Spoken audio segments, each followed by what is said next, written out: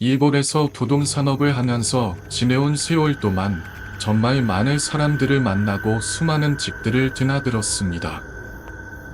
그 중에는 그냥 일상적인 업무처럼 지나간 순간들도 많았지만 가끔씩은 마치 시간과 공간이 뒤틀린 듯한 설명하기 어려운 정말 소름이 끼치는 경험도 있었습니다. 누군가에게 전해 들은 이야기보다도 제가 직접 겪은 일들이 몇 번 있었고 또 주변 지인들이 실제로 겪었던 일들을 전해 들을 때면 이게 정말 가능한 일인가 싶은 순간들도 있었죠. 그런 이야기들이 머릿속에 아직도 또렷이 남아 있습니다. 그래서 오늘 이 자리에서 그 기억들을 꺼내어 나누게 되었어요. 사실 이런 공포 이야기를 다루는 프로그램에 출연하게 되었을 때 처음에는 솔직히 좀 망설였어요. 그 이유는 무서워서가 아니다. 오히려 그런 기운을 자꾸 불러들이고 싶지 않았기 때문이에요. 저는 개인적으로 무언가 이상한 분위기나 기운 같은 것을 때때로 느끼는 편이거든요. 굳이 영안이 열렸다거나 그런 특별한 능력을 가졌다고 말하진 않겠지만 어떤 장소에 들어갔을 때 느껴지는 이상한 공기, 그 설명할 수 없는 낯선 긴장감 같은 걸 가끔 느끼곤 해요. 그래서 이런 방송을 통해 그 기운이 더 강해지거나 일상에 영향을 주지 않을까 걱정이 들었던 것도 사실이에요. 그렇지만 그런 불안함을 잠시 접어두고 이 자리에 나선 이유는 제 이야기가 누군가에게는 흥미로운 체험담으로 또 누군가에게는 삶의 경기 어딘가를 이해하는 실마리가 될 수 있을지도 모르겠다는 생각이 들어서였어요. 그리고 이 자리를 통해서 과거에 경험했던 그 이상하고 오싹했던 순간들을 다시금 되짚어보는 것도 의미 있는 일일 거라 생각했죠. 제가 직접 겪은 일 중에서 가장 인상 깊었던 경험은 아주 평범한 어느 날 헬스장에 운동하러 가던 중이었어요. 그날은 맑은 대낮이었고 특별한 일도 없이 평소처럼 차를 타고 지하 주차장에 들어갔습니다. 그 주차장은 사실 제가 자주 이용하는 곳이 아니었어요. 차를 빼려고 잠시 멈췄는데 그 순간 저쪽에서 누군가 내려오는 모습이 눈에 들어왔어요. 노란색 원피스를 입은 여성 한 분이었어요. 아주 단정하고 세련된 인상이었죠. 순간적으로 누군가 이곳을 주차를 해놓고 나가려나 보다 하는 생각이 들었고 저는 별 생각 없이 제 차를 빼기 위해 움직이기 시작했어요. 그런데 이상한 일이 일어났어요. 그 여성이 주차장의 기둥 쪽으로 걸어가더니 차도 없고 통로도 없는 곳으로 스르르 들어가는 겁니다. 그 방향에는 벽만 있고 사람이 사라질 수 있는 공간이 전혀 없었거든요. 저는 순간 방황해서 그 자리를 다시 돌아보았지만 그곳엔 아무도 없었습니다. 도저히 설명할 수 없는 상황이었어요. 확실히 누군가를 봤는데 그 사람은 사라졌고 그 주변엔 숨을 공간도 빠져나갈 출구도 없었어요. 무엇보다도 신기했던 건 그 상황에서 제가 느꼈던 감정이었어요.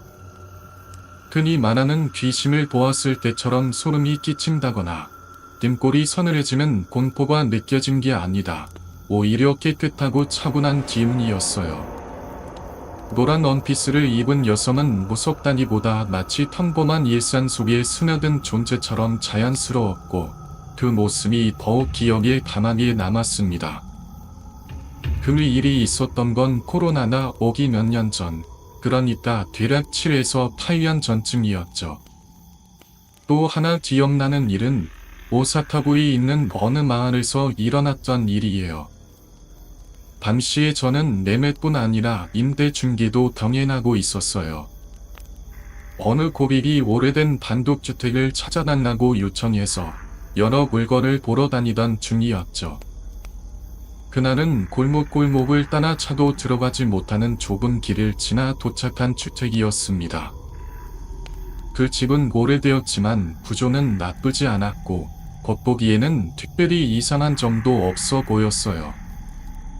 그런데 현관문을 열자마자 말로 설명할 수 없는 이상한 기운이 확 들어오는 겁니다. 마치 누군가나 들어오지 말라고 말하는 것 같은 분위기였어요. 단순한 불쾌감이나 낯설미 아니다. 몸 전체에 퍼지는 묵직한 압박 같은 것이었죠. 그날은 대낮이었고 햇빛도 밝았지만 저는 본능적으로 이 집은 안 되겠다는 생각이 들었어요.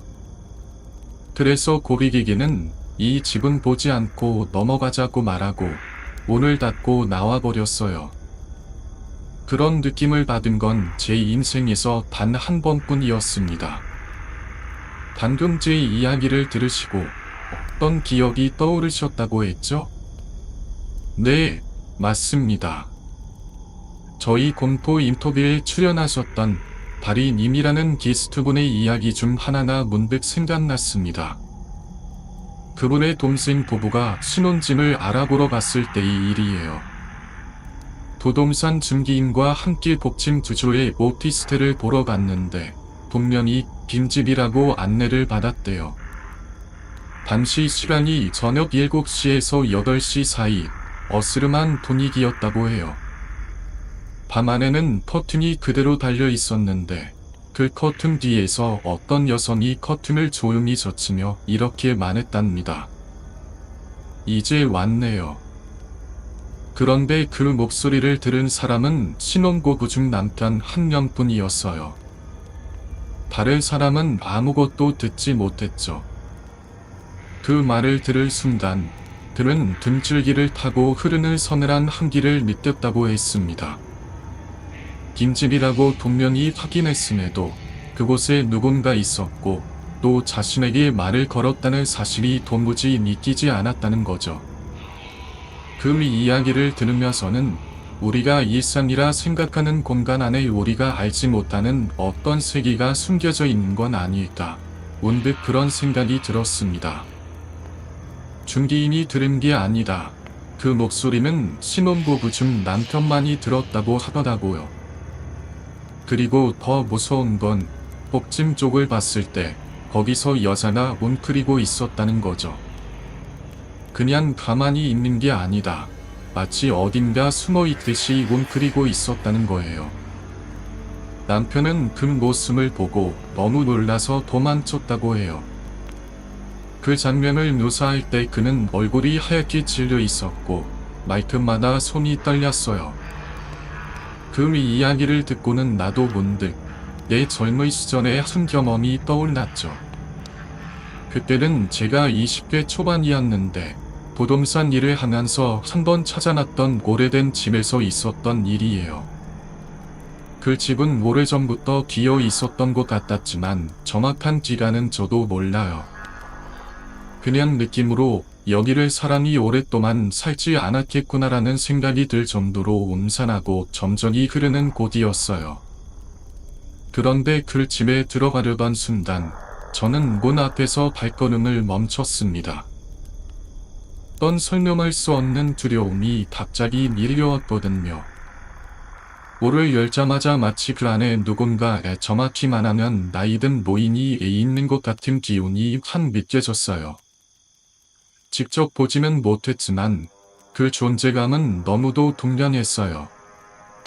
몸은 움직이지 않고 입안은 바싹 말라오고 등줄기를 타고 소름이 번졌죠. 그래서 결국 그 집에는 들어가지 못했습니다. 그건 제가 살아오면서 단 한 번 공포 때문에 발걸음을 돌린 유일한 경험이었습니다. 지금쯤은 그 집도 서물어졌겠죠. 그 당시에도 이미 오래되고 낡아 있었으니 아마 지금은 재개발로 완전히 바뀌었을 거예요.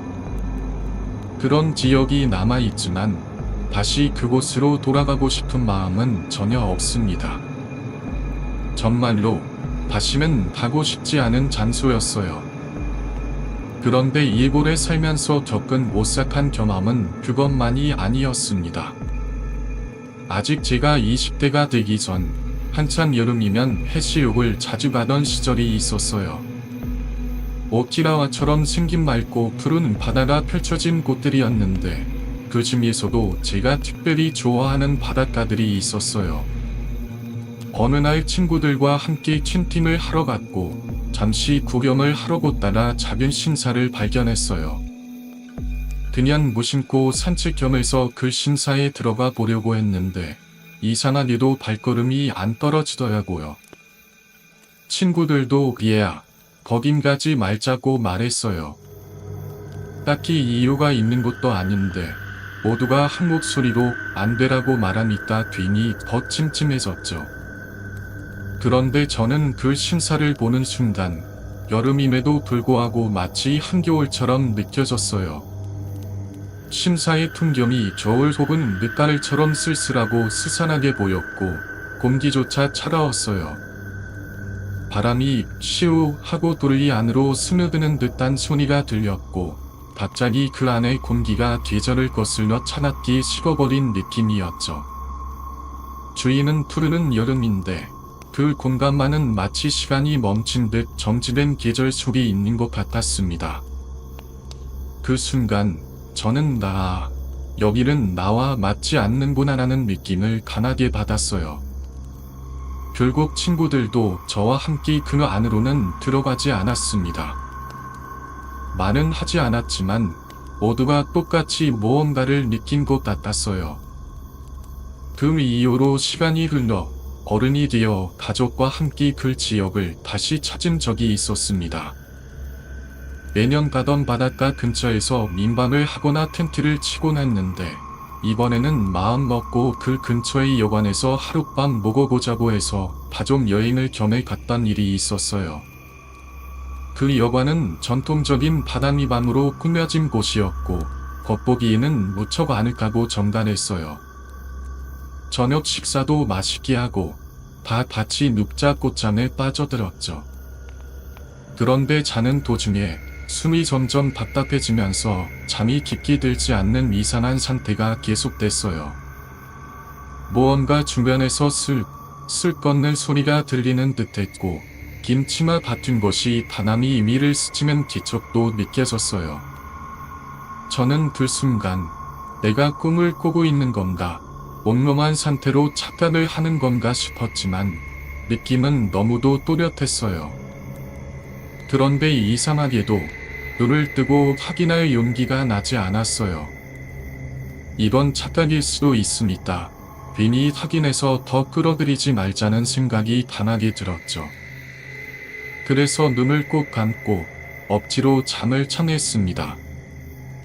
몇 년이 지나고 나서 그날 밤의 이야기를 가족들과 나누던 중 제 아내가 말했어요.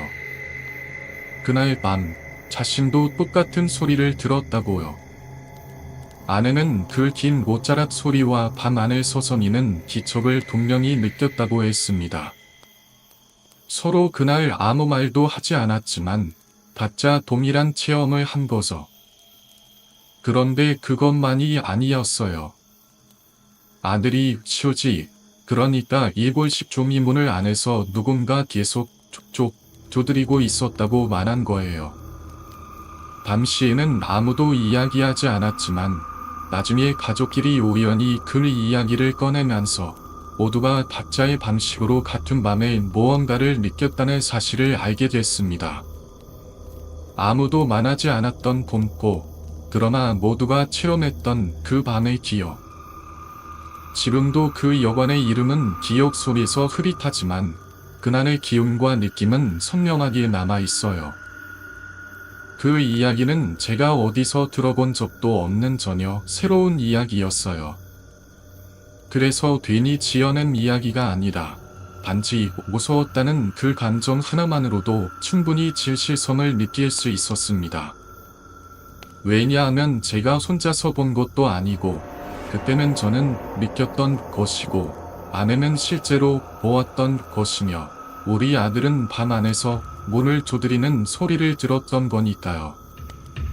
그 세 가지 체험이 각기 다르게 그리고 서로 이야기할 수도 않았던 상황에서 벌어졌다는 건 몇 년이 지나고 나서야 서로 얘기하게 되었고 그때서야 그날 밤 그곳에서 뭔가 있었구나 하고 알게 된 거였어요.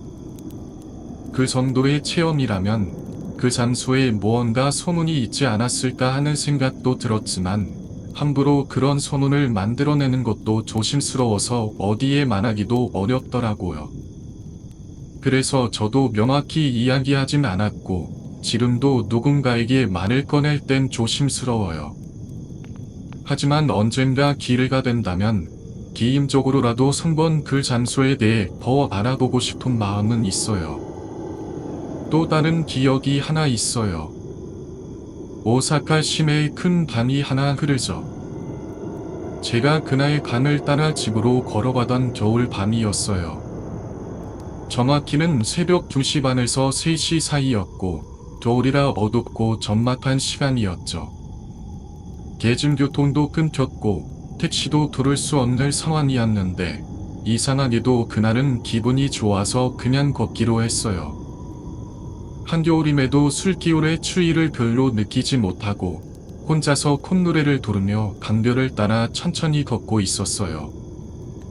그 길은 평소에도 사람들이 자주 다니는 곳이 아니고 새벽 3시 무렵이라면 더더욱 사람이 없어야 정상인데 이상하게도 그날은 제가 걸어가고 있는 길 반대쪽 방향으로 그러니까 바다 쪽으로 사람처럼 보이는 존재들이 몇 명 지나갔어요. 그 순간에는 저도 깊게 생각하지 않고 이런 시간에도 사람 있네 하고 지나쳤어요. 그런데 다음날 잠에서 깬 뒤 갑자기 그 상황이 이상하다는 생각이 들었어요. 그런 시간에 그런 장소에 그렇게 여러 명이 동시에 지나갈 리가 없는 거죠. 생각해보니까 그들이 지나가는 순간마다 저는 이상한 이질감을 느꼈어요. 얼굴이 하나도 보이지 않았고 모두가 어둠 속 그늘처럼 보였고 흐릿한 형체였어요. 가까이 지나가는데도 얼굴이 전혀 식별되지 않았고 마치 안개로 만들어진 사람 형상 같았죠. 그때는 아무렇지 않게 지나쳤지만 시간이 흐를수록 점점 더 이상해지는 그 장면은 아직도 생생히 기억나요. 누군가는 술기운 때문이라고 생각할 수도 있겠지만 저는 그렇게 단순한 착각은 아니라고 생각해요. 그렇게까지 취했다면 그 지역조차 흐릿해야 하거든요.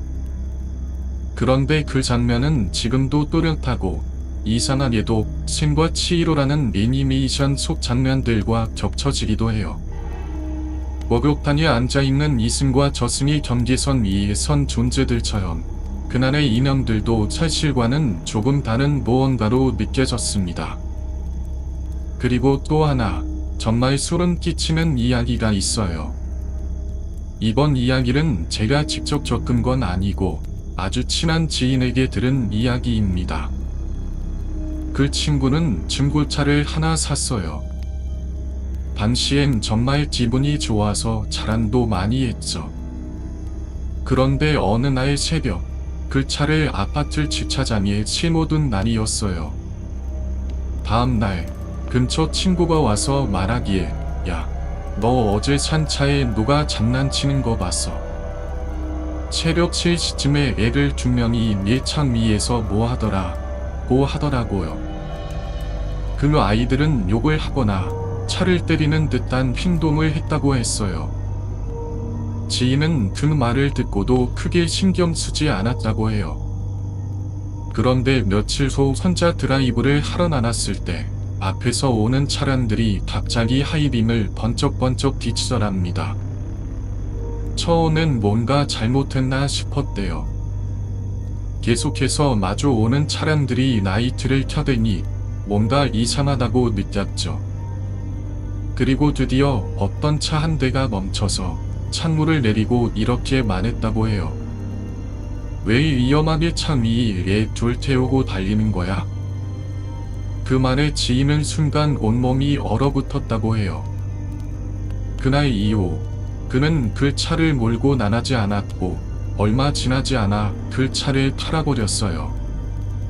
말 그대로 그 사건 이후로 그 차는 누구에게도 타고 싶지 않은 물건이 되어버린 거죠.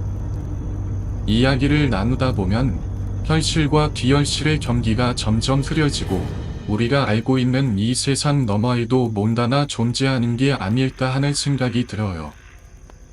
그리고 그런 존재들은 아주 가끔씩 조용히 그러나 분명하게 우리의 곁을 스쳐가고 있는지도 모르죠. 맞아요. 결국 그 친구는 그 차를 바로 처분했어요. 그 말을 듣고 나서 더는 그 차를 가지고 다닐 수 없겠다는 생각이 들었고, 자신에게는 안 보였던 무언가가 다른 사람들에게는 보였다는 사실이 너무 소름 끼쳐서 말이죠. 만약 정말로 아이 둘이 그 차의 지붕 위에 타 있었다면, 그리고 그것을 지나가던 전혀 모르는 운전자가 조건이나 연이어 목격했다면, 상상만으로도 끔찍한 일이에요. 그 어린아이들이 그 차와 무슨 관계가 있는지도 알 수 없고, 과거에 어떤 사연이 있었던 차량인지도 알 수 없는 상황이었으니까요. 그때 그 차를 중고로 산 지 한 달도 안 되었을 무렵이었어요. 차종도 기억하고 있습니다. 이스미시였어요. 흰색의 중고차였고, 일본 어딘가에서 그렇게 겉보기엔 아무 문제 없어 보이는 상태로 판매되었던 차량이었죠.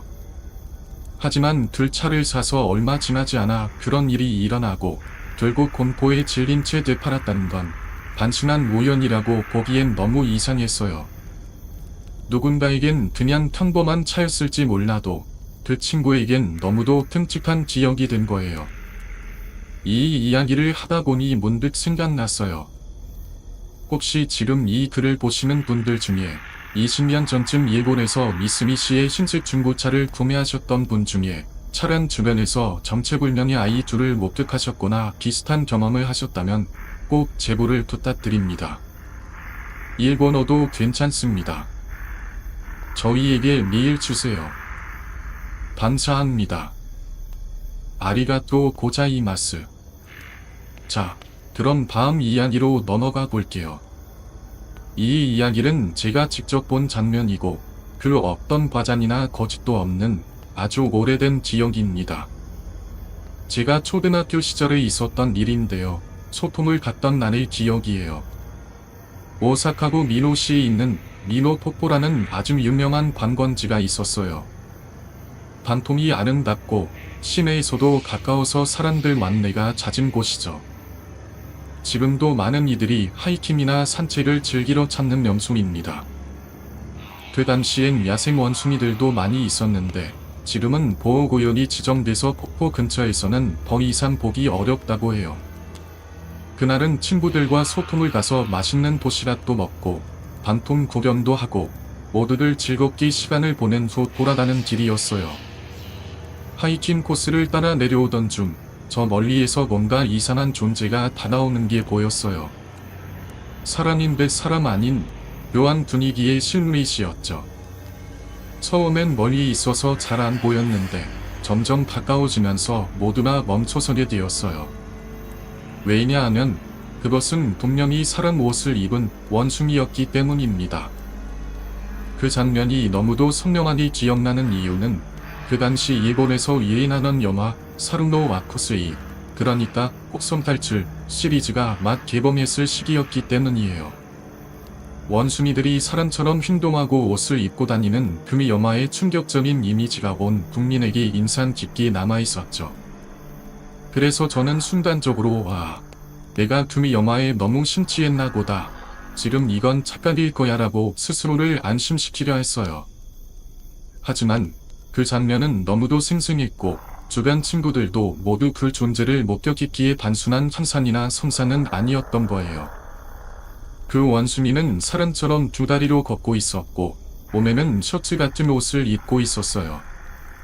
마치 영화 속에서 튀어나온 존재처럼 비현실적이면서도 또렷하게 기억에 남았죠. 당시의 선생님도 굉장히 당황해하셨고 우리를 서둘러 그 길에서 벗어나게 하셨습니다. 원숭이가 야생이라기보다 어딘가에서 길들여졌거나 혹은 무언가에 의해 그렇게 되어버린 것처럼 보였어요. 지금 생각해보면 그것이 단순히 동물원의 탈출 사건이었는지 아니면 다른 어떤 기이한 사건이었는지는 알 수 없어요. 하지만 그때 봤던 사람 옷을 입고 걸어오는 원숭이의 모습은 지금까지도 제 머릿속에서 지워지지 않고 있습니다. 그리고 그 장면은 어쩌면 우리가 알고 있는 현실 너머에 존재하는 세계의 작은 균열을 보여준 순간이었을지도 모릅니다. 그래서 그 존재가 제 곁을 지나가는 순간 저는 숨도 제대로 못 쉬고 그저 조용히 주시할 수밖에 없었어요. 무슨 말도 반응도 할 수 없는 상태였죠. 거리는 불과 2m도 채 되지 않았습니다.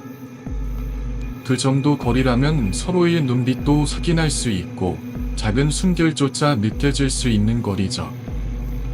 그런데 그 존재는 마치 아무 일도 없다는 듯이 보트점으로 제 곁을 쓱 스쳐 지나갔어요. 지금도 그때의 모습이 너무도 생생하게 기억납니다. 그 존재가 입고 있었던 옷의 색깔, 질감, 그리고 심지어 쓰고 있던 모자의 선택까지 모두 또렷하게 떠오릅니다. 초록빛의 단도는 코드로이 재질의 골덴 자켓, 촘촘하게 짜인 조직감이 손끝에 느껴질 듯했고 바지도 같은 소재로 되어 있었어요. 머리엔 등산용으로 보이는 층 넓은 모자를 쓰고 있었는데 삼각형 모양으로 층이 자연스럽게 씌어진 우리가 등산 갈 때 흔히 쓰는 모자였죠. 그 모자도 같은 색 계열로 통일되어 있어 어딘가 조화로우면서도 이질적인 느낌을 주는 옷차림이었습니다. 그때 당시 저는 원숭이라는 생각은 전혀 하지 않았어요. 오히려 와, 누가 저렇게 영화처럼 정교하게 특수문장을 했을까 라는 생각이 들었을 뿐이었죠. 얼굴은 마치 마스크를 쓴 것처럼 턴이 덮여 있었고 눈매는 사람보다 훨씬 깊고 짙었어요. 그런데 결정적으로 제가 놀랐던 건 그 존재의 손이었습니다. 인간의 손이 아니다. 정말 원숭이의 손이었어요. 털이 있는 마디 굵은 손, 손가락 마디마디가 뭉툭하고 짧았고 손톱은 둥글고 끈적했습니다. 그걸 보고 나서야 이건 진짜 분장이 아니구나라고 직감했어요. 저는 그 존재와 눈도 마주쳤습니다. 제가 고개를 돌리자 그도 눈동자만으로 저를 바라봤어요. 그런데 이상하게도 공포보다는 일종의 낯선과 점점인 분위기만이 단돌았죠. 마치 어떤 언어도 필요 없고 설명도 없는 그냥 존재 그 자체로 전해지는 이상한 긴장감이었습니다. 제가 그 당시에 대략 140cm쯤 되었으니까 그 존재의 키는 거의 제 키와 비슷하거나 살짝 작았던 걸로 기억해요.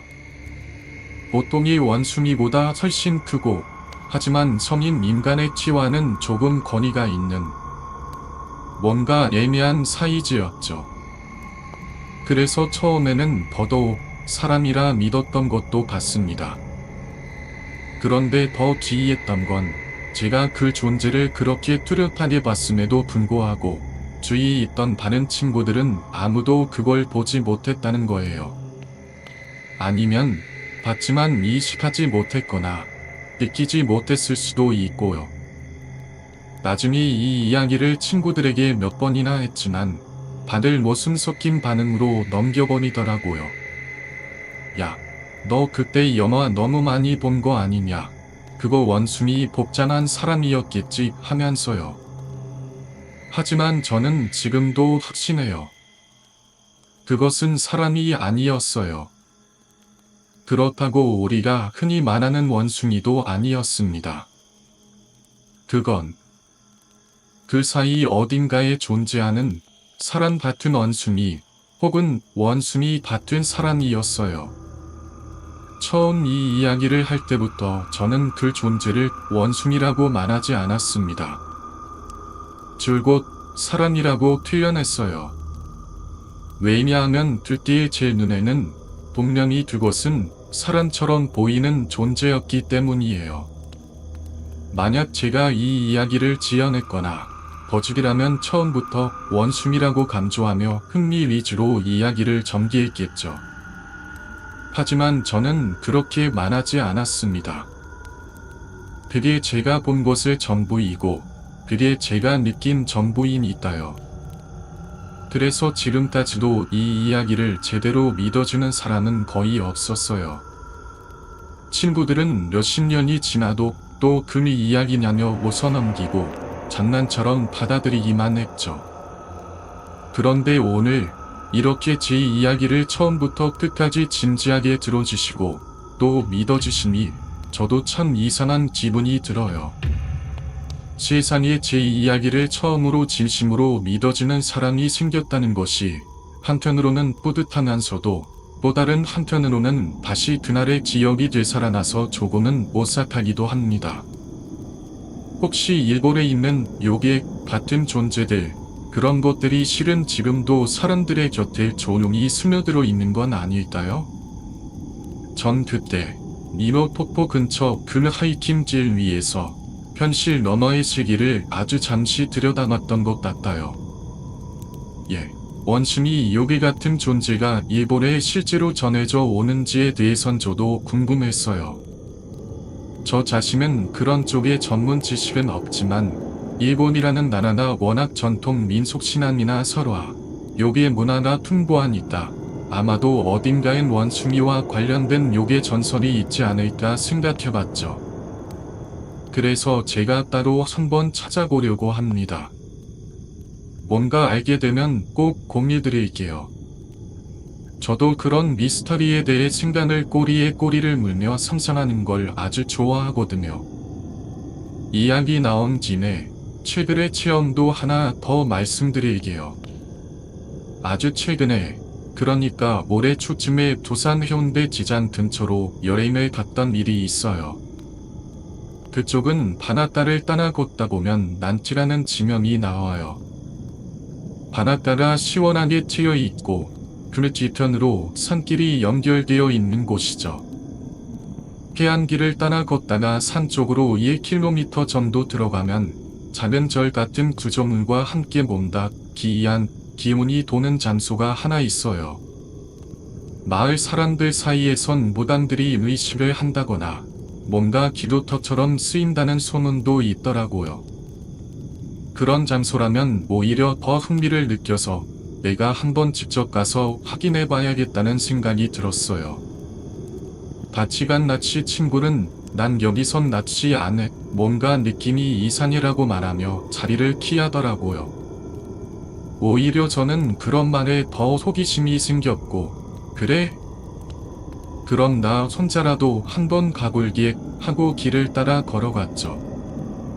바닷가에서 이어지는 산길은 처음엔 맑고 조용했는데 점점 깊이 들어갈수록 이상한 기류가 느껴졌어요. 그 장소에 가까워질수록 머리가 어지럽고 가슴이 뭔가 답답해졌어요. 마치 공기가 무겁고 눈에 보이지 않는 안개가 산안을 감싸는 느낌이었어요. 분명히 날씨는 맑았고 하늘도 열려 있었는데 이상하게도 시야나 맞지 않았습니다.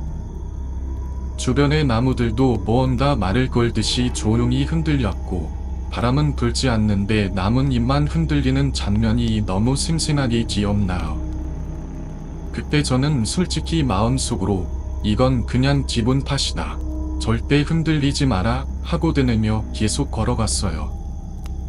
그렇게 무당들이 기도를 한다는 장소까지 도단해서 둘러보고 조용히 임산을 하고 나왔습니다. 겉보기엔 아무 일 없었지만 돌아오는 길에 다시 그 어지러움이 느껴졌고 그 순간에 이건 단순한 분위기의 문제가 아니구나 하는 확신이 들었어요.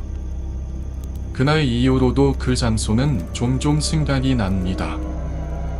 처음엔 자신감 넘치게 이길 수 있다고 생각했지만 막상 그 현장에 서보니 인간의 의지로는 넘을 수 없는 어떤 기운이라는 것이 분명히 존재한다고 느껴졌어요.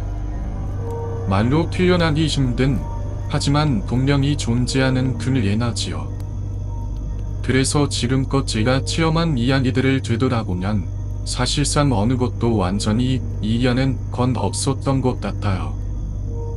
다만 그때그때 버티고 피하고 조심스럽게 지나쳐온 것이죠. 한국에선 이런 실화 이야기를 짧고 굵은 밤이다라고 표현한다고 하셨죠? 정말 그 말이 어울리는 것 같아요. 오늘 이렇게 제 이야기를 들어주신 분들 앞에서 뿌리까지 꺼내서 다 말씀드릴 수 있어서 오히려 속이 다 시원해졌습니다. 정말 감사합니다. 그리고 오카산 채널에서 보셨던 그 영상 기억납니다. 연초에 미시노미야 신사에 가서 장사의 신 예비스 신께 기도드리고 그 후소의 작은 복을 상징하는 예비스 인형을 태우는 위신 말씀이시죠? 맞아요. 그 장면도 굉장히 의미가 깊었고 전통적인 일본 문화 속에서 신과 사람 사이의 연결을 상징적으로 보여주는 순간이었습니다. 기회되면 그 전통 의식에 담긴 의미도 함께 나눠드릴게요. 맞아요. 일본은 정말 신사가 많죠. 저도 여행 다니다 보면 골목 한켠에도 조용히 자리 잡은 자매 신사들을 자주 보게 되는데 그런 걸 볼 때마다 이 나라는 정말 신과 함께 살아가는 문화구나 하는 생각이 들어요. 아까도 여우신사, 기신사 같은 예를 들었듯이 종류도 정말 다양하고 그 신사들이 모시는 신도 아주 다양하거든요.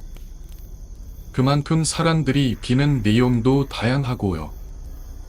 바다의 안전을 비는 신사, 산행의 모사 비환을 비는 신사, 잔사의 밤상, 건강한 출산, 연애, 시험 합격까지 인간의 모든 소망이 바닥의 신사에 구체화되어 있는 셈이죠. 제 개인적인 생각이긴 하지만 일본에 이렇게 다양한 신사와 신이 생겨난 건 만물신, 만물신이라는 개념에서 비롯된 문화 때문인 것 같아요. 말 그대로 모든 사물에는 신이 깃들어 있다는 세계관이에요.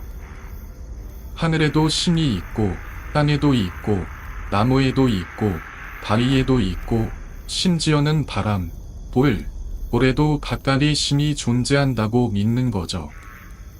이런 세계관에서는 인간이 자연과 나란히 서 있는 존재가 아니다. 자연 속에서 겸손히 살아나는 존재가 되니까 자연의 모든 것에 이를 갖추고 감사를 표하는 것이 중요해져요.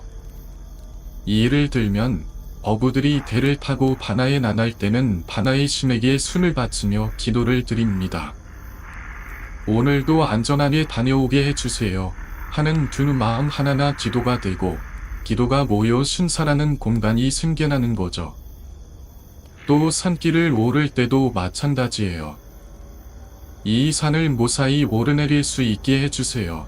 그런 마음으로 살신에게 기도하는 전통도 있고요. 이런 믿음의 흐름 속에서 생겨난 대표적인 장소가 바로 이즈모 타이샤, 추운대사입니다. 이곳은 1년에 한 번 전국의 모든 신들이 모여서 회의를 한다는 전설이 있는 곳이에요. 그 회의에서 신들은 서로 올해는 이런 일이 있었어요. 저런 일이 있었어요. 하고 논의를 나눈다고 해요. 인간 실상의 일들을 정리하고 다음의 흐름을 정하는 그런 자리라고도 알려져 있습니다. 일본 신화에서는 이걸 신들이 한자리에 모이는 바이라에서 10월을 신 없는 달, 신모월, 밤이나즈키 라고 부르기도 해요. 그런데 이즈모 지만만은 일례로 신 있는 달, 신제월, 밤이아리즈키 이라고 부르죠. 그만큼 신들이 모이는 신성한 장소라는 뜻이에요.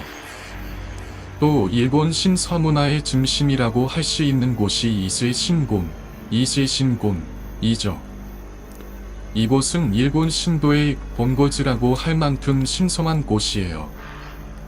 천안가의 중산신인 아마테라스 오미카미, 천주 대신을 모시는 신궁으로 일본 전역의 신사들이 이 이세 신궁을 향해 기원을 보내요.